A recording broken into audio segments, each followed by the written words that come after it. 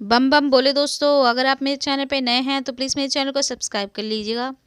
मैं जब अनाथ आश्रम पहुंची तो वहां जाकर मुझसे वे सारे काम करवाते जो मैंने अपने घर में नौकरों से करवाती थी। लेकिन मैं कर भी क्या सकती थी। खुद ही तो मैंने ये निर्णय लिया था।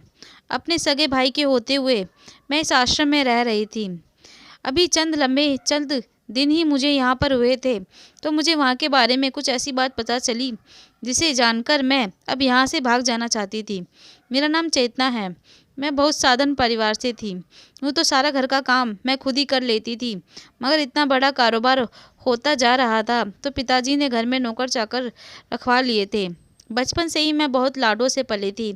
सब घर में मेरा कहना सर आंखों पर मानते थे। मैं अपने घर की इकलौती बेटी थी और एक भाई भी था।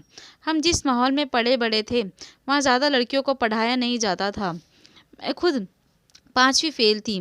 इसके बाद पिताजी ने मुझे घर में ही बैठा लिया था। हाँ, मेरा बड़ा भाई काफ़ी पढ़ा लिखा था, लेकिन क्या फ़ायदा था इतनी पढ़ाई का। आखिरकार पिताजी की चप्पल ही रोज़ उसे खाने पड़ती थी। माँ ने मुझे बाकी और काम का सिखाने की बहुत कोशिश की, पर ज़्यादा अल्लड़पन था मुझ में। कहीं भी किसी के पास सिलाई बुनाई का काम सीखने जाती तो उनका सिखाया हुआ मेरे दिमाग में ही नहीं बैठता था। मेरी माँ बेचारी बहुत सीधी थी। मैं उनसे जो कुछ भी कहती उस पर वह यकीन कर लेती थी। उनसे झूठ बोलकर मैं सिनेमा देखने चली जाती थी। जब मेरी कुछ कहने की जब मेरी कुछ करने की उम्र थी तो मैंने अपनी सहेलियों के साथ घूमने फिरने में निकाल दी।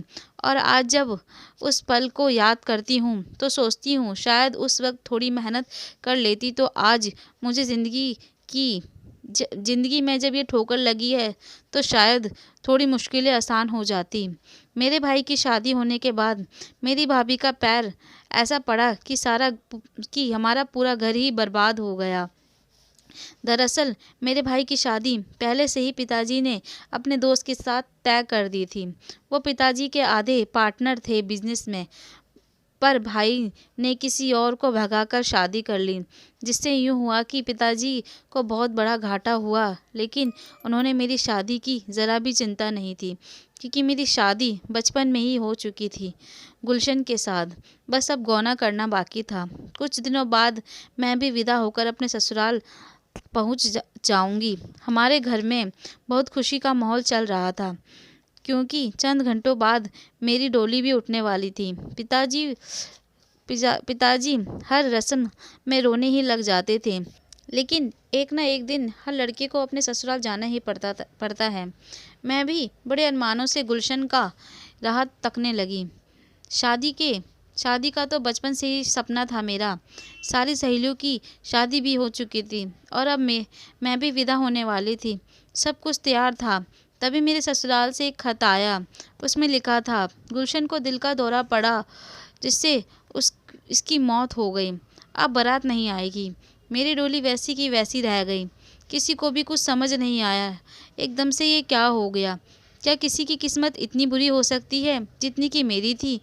मेरे पिताजी ने मेरी शादी करवाने के लिए बहुत सारा कर्जा ले लिया था, जिसकी चिंता में मेरे पिताजी दिन रात खूब मेहनत करते, पर वह कर्जा उतार नहीं पाए।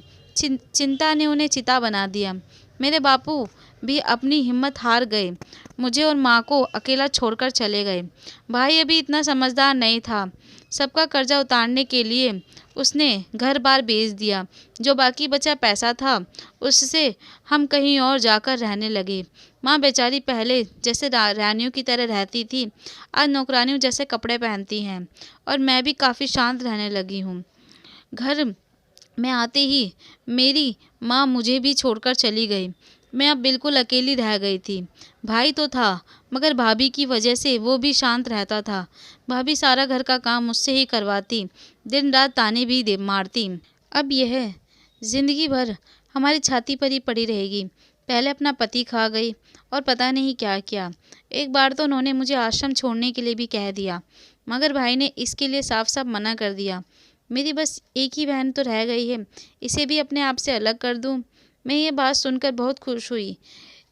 आखिर इस दुनिया में मेरा भी कोई ध्यान रखने वाला है। लेकिन एक हद तक किसी की ज़िल्लत बर्दाश्त की जा सकती है। भाभी की अब यह रोज़-रोज़ की आदतें मेरा इस घर में जीना दुश्वार कर रही थी। इसलिए मैंने खुद से ही आश्रम जाने की सोच लिया। बड़ी मुश्किल से मैंने अपने भाई को मनाया था। फिर मैं अपना सामान लेकर आश्रम पहुँच गई। आश्रम में जाकर मुझे वहाँ के कुछ ऐसे-ऐसे राज पता चले, यह जानकर मुझे यहाँ पर आना ही नहीं चाहिए था। आश्रम में आश्रम की लड़कियों को बड़े-बड़े सीटों के यहाँ पहुँचाया जाता था। उनकी जिस्म का कारोबार होता था और जो लड़की यह काम करने से मना कर देती तो उन्हें अंदर ही अंदर मारकर दफना दिया जाता था। मैं अभी यहाँ नहीं थी, इसलिए मुझे अभी यहाँ इन सब के बारे में पता नहीं था। लेकिन यहाँ मेरी एक बहुत अच्छी दोस्त बन गई थी। उसने ही मुझे किसी के सामने जाने से मना किया था। पर जब मैंने उसकी बात ना मानकर हंसी ठिठोली में सबके सामने आ गई तो उन्हीं में से किसी एक की नज़र मुझ पर पड़ गई। मेरी दोस्त ने तभी मुझे यहाँ के काले धंधे के बारे में बताया। मैं उससे लिपट कर बहुत रोई, क्योंकि मैं मरना पसंद करूँगी मगर ये काम नहीं कर सकती। मुझे किसी भी तरह से यहाँ से बाहर निकाल दो। मेरी दोस्त मुझसे बहुत बड़ी थी। उसने मुझसे कहा, मैं तो इस आग में घुस चुकी हूँ पर तुम्हें नहीं जाने दूंगी। तभी से वह यहाँ से भाग जाने का रास्ता ढूंढने लगी। आखिरकार हमें उस उम्मीद मिली, जब सब एक-एक करके लड़कियों को ले जाएंगे तभी वह मुझे यहाँ से भगा देगी। मेरी दोस्त ने मेरा हुलिया लेकर वहाँ पहुँच गई और मुझे बाहर का रास्ता दिखाया। मैंने बाहर आकर जब बड़े अधिकारियों को उस आश्रम के गंदे काम के बारे में बताया, कैसा वहाँ लड़कियों के साथ गलत काम करवाया जाता है, लेकिन किसी ने भी मेरी बात पर गौर नहीं दिया। एक आम जनता की पुकार जल्दी से कहाँ सुनी जाती है। मैंने जब अपने भाई से मिलकर उसे यह सारी बातें बताई तो उसने अब मुझे कभी ना छोड़ने का फ़ैसला लिया। मेरा भाई अब मेरा सारा खर्चा उठाता है। मैं भी अब एक उच्च अधिकारी बनने की तैयारी कर रही हूँ, ताकि जल्द से जल्द आश्रम में काले चिट्ठे सबके खोल सकूँ और उन सभी बेकसूर लड़कियों को बाहर निकाल सकूँ जो अंदर हैं। मैं नीता आपसे विदा लेती हूँ। फिर मिलूँगी अगली कहानी में। अगर आप मेरी कहानियों से ऐसे ही जुड़े रहेगा। धन्यवाद।